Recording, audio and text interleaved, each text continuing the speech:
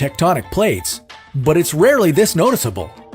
In the years since 2005, more cracks in the Earth have opened up in several countries throughout the African continent, sparking fear among their populations. But as scary as the fractures may seem, experts say they could teach us a lot about how our world was formed. Have you ever heard of the East African Rift? Neither had most people in Ethiopia until the ground started cracking beneath their feet. The East African Rift is an active continental rift zone in East Africa. And judging by the blank look on your face, it may require more of an explanation before we go any further. Okay, so the rigid outer layer of the Earth is called the lithosphere, and it's broken up into many tectonic plates. Tectonic plates are basically large slabs of solid rock that move relative to each other at varying speeds. When these plates move apart from each other, they cause fractures to be formed at their boundaries. The land remaining in between the two plates starts to sink and forms what's known as a rift valley. This can lead to new boundaries being created between plates.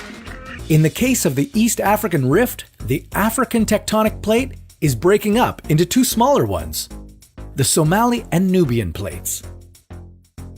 So what happens when these plates completely break off from each other?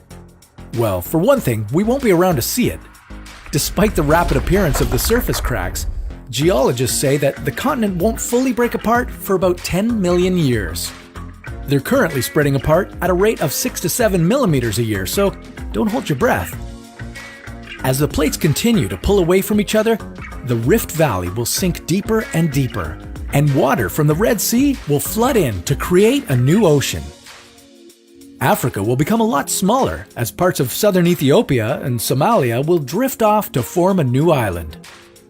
What does this mean for all of us in the meantime? Well, African residents who live along the rift can expect more disturbances, cracks in their highways and cities, and the emergence of vast canyons where there weren't any before. But it's not all bad news. In fact, most geologists are pretty excited about studying the whole process. They believe it can lead to some pretty groundbreaking information about how our Earth's surface is shaped and how earthquakes and volcanic eruptions work. One day, all of our continents will look completely different. But that's a story for another What If.